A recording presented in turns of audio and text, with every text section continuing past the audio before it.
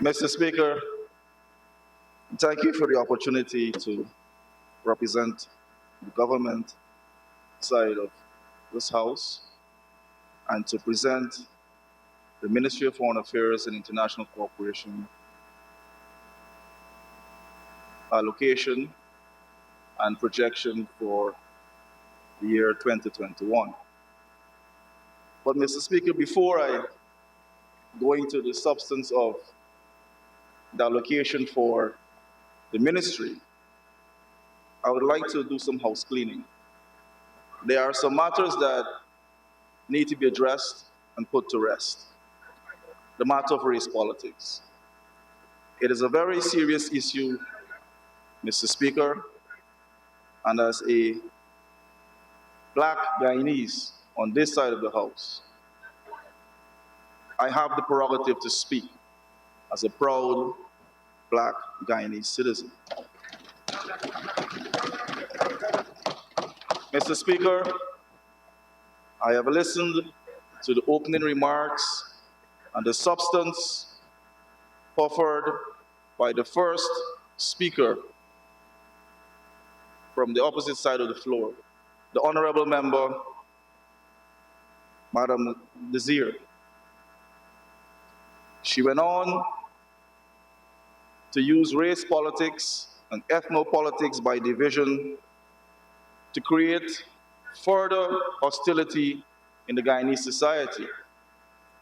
But I can tell you, Mr. Speaker, it is not being heard by the working class blacks in Guyana. Because I am going to those communities and I'm hearing a totally different story.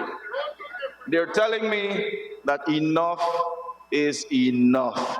They are tired of the race politics and they are tired of the misrepresentation of the working class blacks in this country.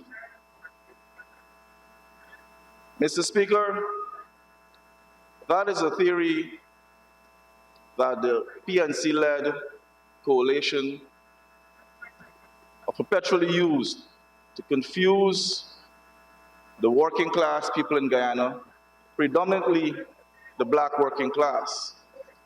And we, on this side of the House, are going to confront it today. Because this is a situation that should not persist in any 21st century society that wants to build a future for each and every citizen.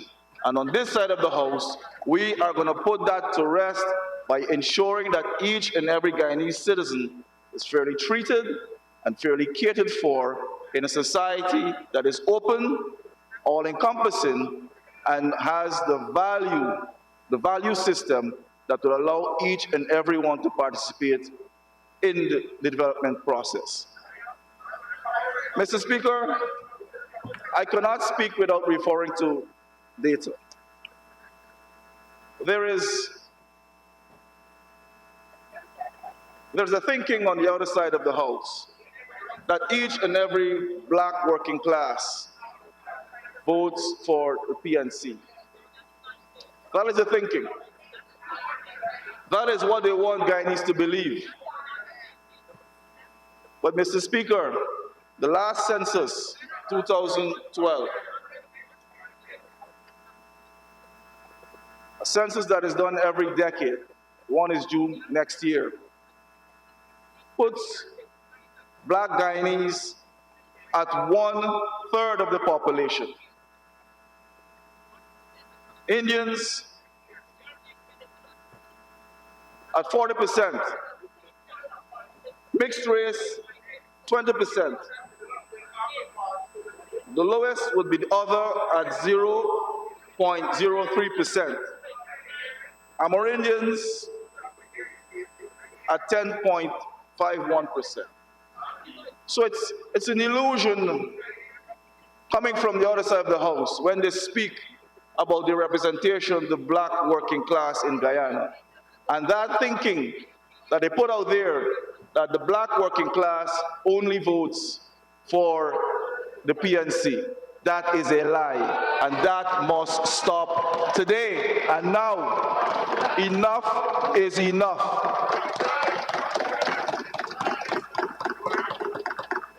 Mr. Speaker, Guyana's population is 0.786 million. The last voters list, 0.661 million. Votes cast and counted,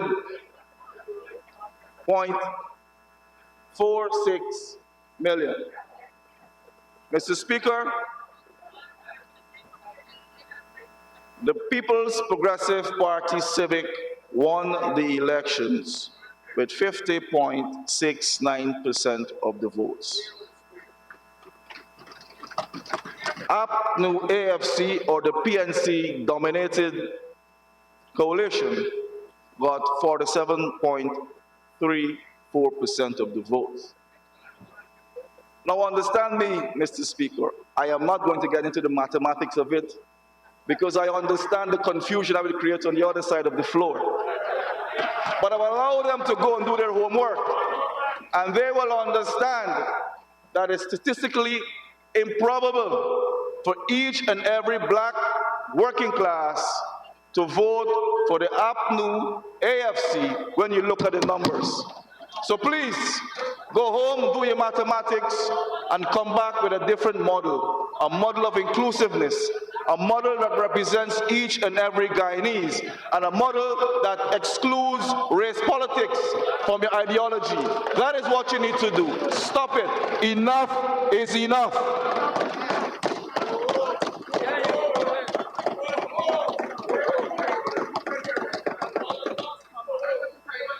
Mr. Speaker, this is supposed to be a budget presentation, so I'll do my best to include the budget in my narrative. Going back to some numbers, Mr. Speaker, the PNC has had 32 years combined in office. Forget about the 64 to 92. That was a disaster, and it's well recorded in history. Well, let us focus on the most recent term that they've had in office, 2015 to 2020. They have had 5 successive budgets, one in 2015, 2016, 2017, 2018, and 2019. We know why they could not have delivered one in 2020. Those events are well recorded. So they're no stranger to budgets. The reason why they're not on this side of the floor presenting a budget, because they were rejected by a majority of the electorate. And that is why we have the privilege of representing the people with a budget that was dictated, crafted, and directed by them. That is why we're here.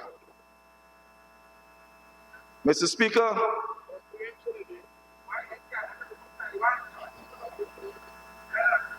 the PNC-led coalition government has had a disastrous history in this country.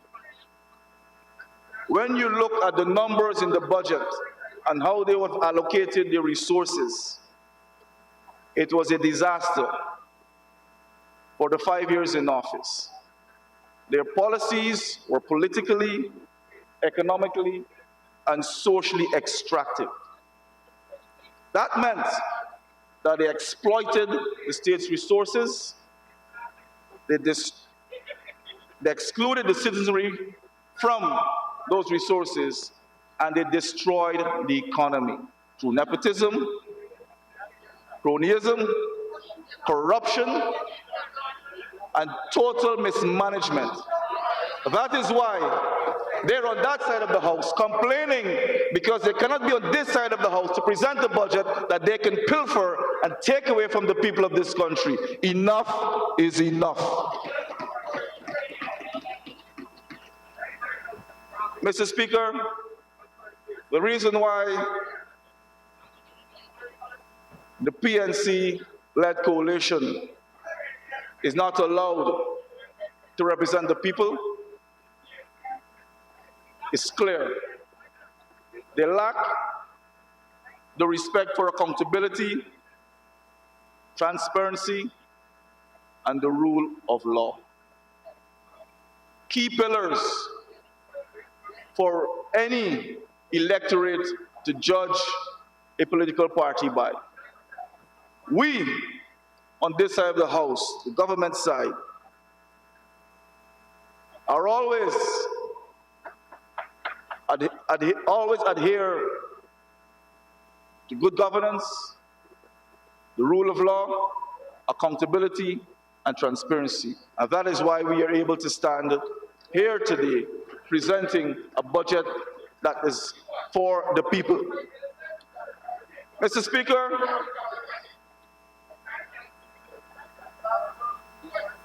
when you look at the 5 years of the budgets coming out of the APNU AFC, or I'd like to say the PNC-dominated coalition, it left this economy in a vicious cycle where they dominated the economy through manipulation, intimidation, subverting the rule of law, and massive corruption.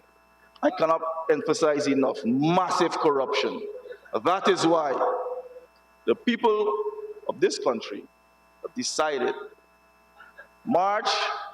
August last, that a new dispensation would be necessary to continue to manage the state's resources.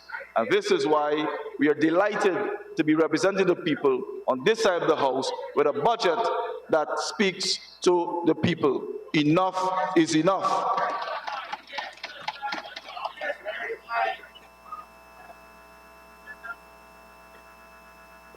Mr. Speaker,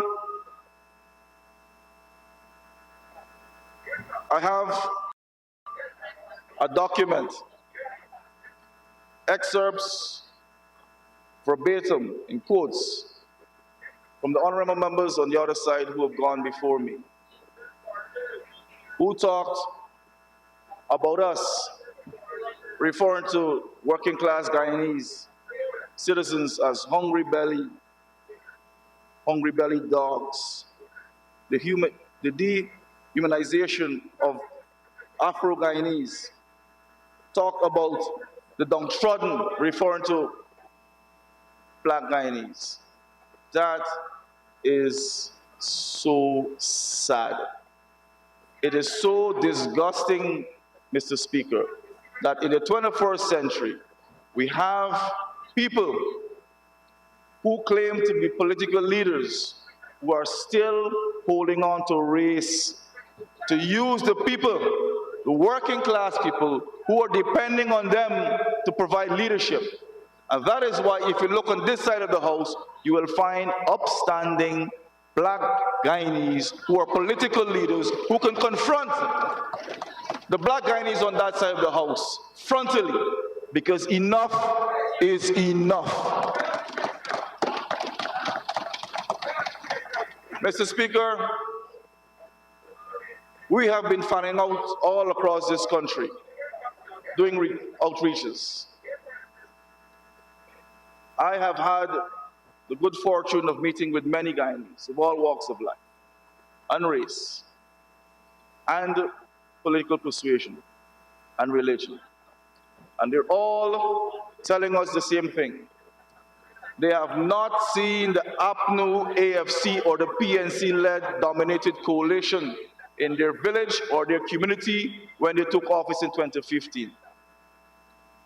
When we visit, it is an outpouring of joy and of satisfaction that a government that cares are coming to them one-on-one, face-to-face in their community, listening to their needs, listening to their priorities, and reminding them of our promises and thanking them for the opportunity to represent them as loyal and faithful servants, something that they were denied by their own citizens who supported them, especially those in the Region 10 area, where I recently visited, who was given our president, Dr. Mohammed Irfan Ali, A grade so far for his performance and leadership in government. The record shows.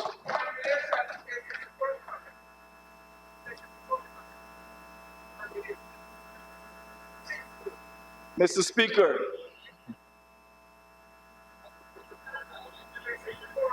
I will turn to the 2021 budget.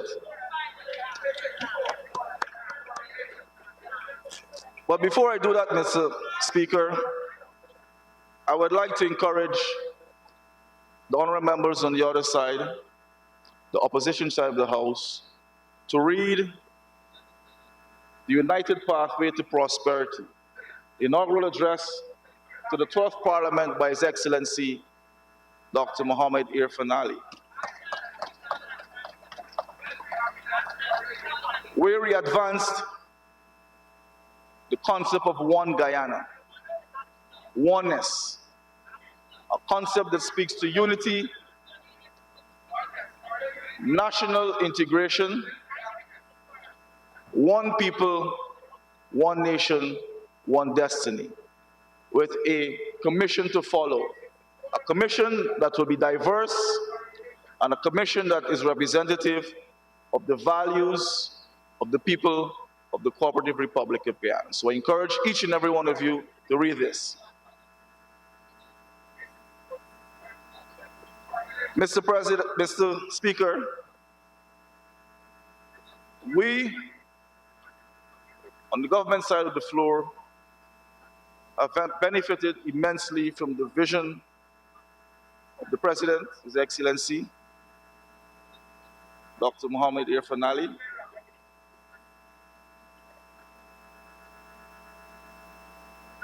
His vision has informed the budget, a budget that is inclusive, transformative, a budget that puts us on a trajectory towards economic independence, and a budget that would encourage social enhancement and advancement for the people of Guyana.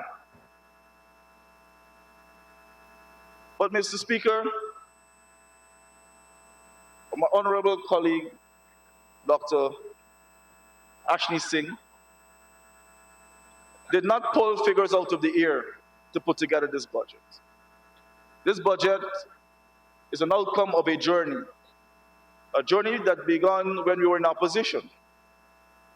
Recall, Mr. Speaker, that we had a national consultation back in February 2019, where we brought together different groups from all walks of life throughout the length and breadth of Guyana to listen to their concerns, to get their input, to be able to drive the process. Recall, Mr. Speaker, also that listening to those groups across the country and taking their input and plugging it into a framework, we were able to develop our manifesto, which we rolled out in November 2019. That manifesto, Mr. Speaker, helped to inform the list of our candidates. A list of candidates. Honorable members on the opposition side, when I can hear you above the speaker, I will draw your attention to Standing Order 45C. We have all been given this handbook. Please refer to it. Honorable Minister of Foreign Affairs. Thank you, Mr. Speaker. Mr. Speaker, the consultation along with the manifesto informed the list of our candidates, which was reflective of the people of this country, diverse in every regard. When you package all of that together, Mr. Speaker, we were able to win the confidence of the people, of the electorate, and we were able to take office with a mandate to deliver on the promises that we would have made in our manifesto and the list of candidates that we would have presented to the electorate. That took us, Mr. Speaker, to our budget. Our budget was informed based on the foregoing. Our manifesto had promises for 5 years. And we were able to start that process with our first budget, notwithstanding the emergency budget having had to deal with the failures of the past administration. I would not go into that. I don't have enough time for that. So I want to focus on what we did for the people. The 2021 budget was informed on the foregoing, Mr. Speaker, and it is a budget, the largest budget, one that is people-centered, pro-business, pro-poor, and one that will stimulate and drive job creation through diversification, value-added, and a manufacturing base. That is the budget, and that is the history. There is no other political party, or there is no other political party in this country, in our political independence, that can boast of a budget that has always been reflective of the people of this country, who have informed the direction on how we allocate our resources. Mr. Speaker, as they say, pressure bust pipe. They're leaving.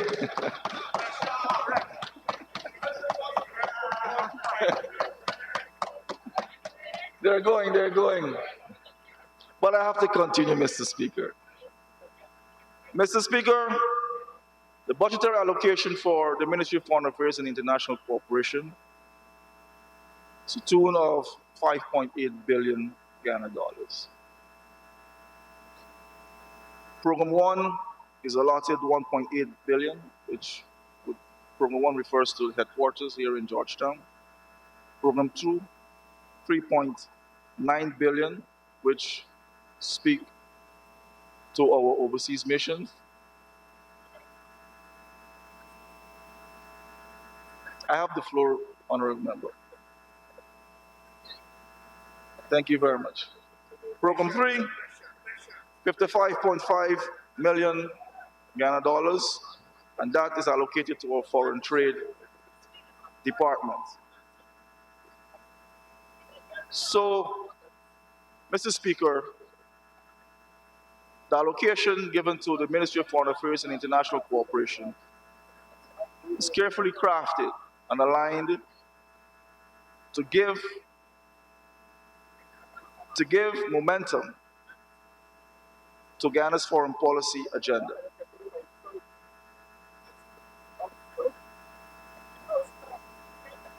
For 2021, Mr. Speaker, there is a concerted effort that will be placed on our territorial integrity. As you're aware, Mr. Speaker, we have a territorial controversy with our neighbor to the west, Venezuela, and we have an ICJ process. The 26th of February, the case management will take place. So, Mr. Speaker, there's a keen interest in ensuring that monies are allocated to this process, to pay our lawyers, to ensure that we keep a robust ministerial advisory committee on borders, which I might add also, Mr. Speaker, is very diverse and very inclusive. The honorable members on the other side would know that Mr. Kargonich is the agent. He has been retained with the entire committee. And as minister, I've added a few other members to be able to give more breadth and depth to our mandate.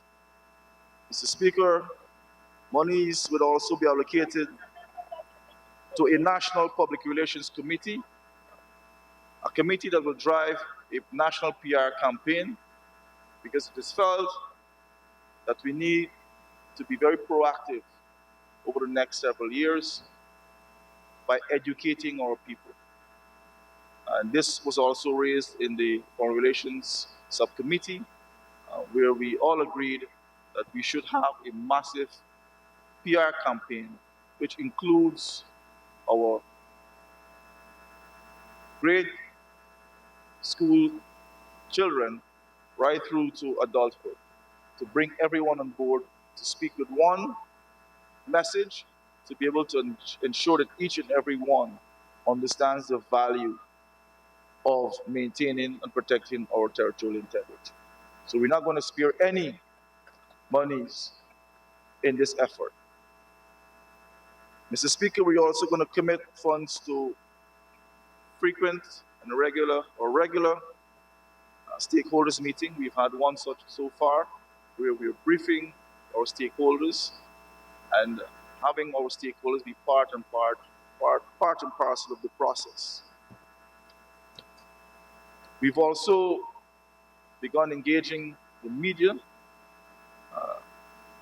publishers, editors, because we felt it was necessary for the media to understand context, history, and the process that we're embarking on, so that we all can have a national approach to treating with this particular undertaking. Apart from the Venezuelan controversy and the process with the ICJ, Mr. Speaker, we're also going to commit resources to the Ghana-Suriname Border Commission, which is very vital in maintaining and strengthening our relations with our border, with our neighbor to the east. We've also signed recently a strategic dialogue platform cooperation, where we're going to engage on a bilateral level on many fronts: energy, health, education, infrastructure, to broaden that engagement also to a Guyana Shield initiative. So there's a lot of potential coming out of that, and we're going to commit resources as needed to that engagement as well. Mr. Speaker, moving on, we're going to focus on the expansion of our diplomatic representation, and going as far as the Middle East. We found that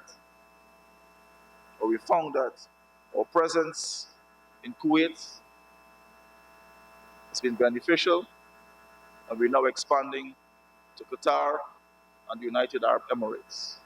There's a lot of private capital in that region, which would help us in capital injection in terms of foreign direct investment, as well as public-private partnerships. And we're looking to tap into that region through our foreign relations, which will drive that process for economic cooperation and integration. So we will have to commit resources to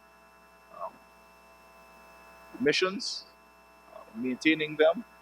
There will be some support provided by the Qataris and the members within the UAE. We're also exploring the option of a mission in Ghana, and this is a rollover from the previous administration. So we're now looking at the financial model and the benefits that can be derived from our presence on the continent. Resources also will be committed to our traditional partners. As you know and can recall, Mr. Speaker, Honorable member, in order to conclude your presentation, someone will have to grant you an extension of 5 minutes. Mr. Speaker, I would like to ask for a 5-minute extension for my colleague to conclude his presentation.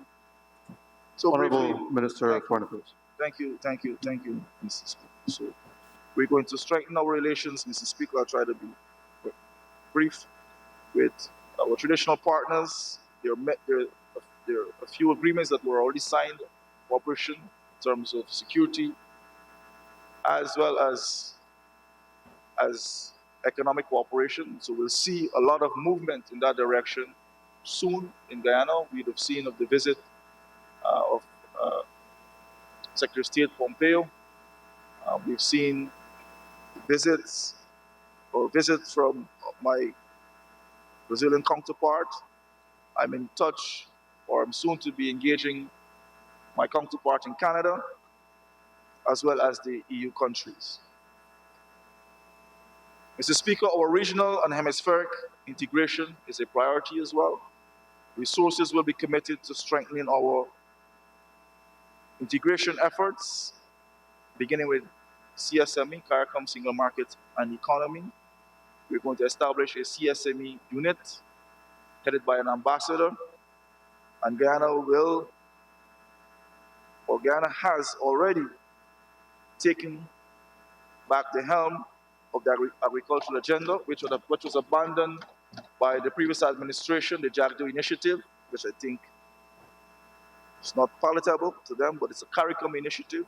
We have reclaimed that, and we're going to push regional food security and nutrition agenda. Mr. Speaker, multilateralism is also an important pillar in advancing our foreign diplomacy. The government is deeply committed to the multilateral world order. As a small state, we recognize the importance of working through international fora to pursue our national interests. We believe that multilateralism is not a nomenclature or merely describing a system. Instead, we see multilateralism as a world outlook that recognizes the inevitability of international cooperation as a best practice for developing countries to deal with the myriad of problems confronting our world today. We have successfully contributed to the diplomatic trust of Guyana to safeguard our core national interests, enhancing the visibility of Guyana and creating an international environment that will allow us to pursue inclusive and sustainable national development. Mr. Speaker, we're also going to commit resources to diaspora and migration. And that is, as part of that, we're going to develop data-driven solutions to migration challenges. We're also going to produce a Guyana migration profile and also a migration governance indicator assessment. We're also going to give considerable attention to economic diplomacy, bilateral agreements, promoting Guyana's growing economy through investment opportunities for international businesses. In closing, Mr. Speaker, I would like to leave this with this honorable House. Political leaders, including blacks, who believe in the practice of race politics, political opportunism, and a budget that benefits them and not the people, will be found on that side of the House. Political leaders, including blacks, who believe in the practice of good democratic principles, inclusive governance, and the rule of law, and a budget that benefits the people, will always be found on this side of the House. Enough is enough. I thank you, Mr. Speaker.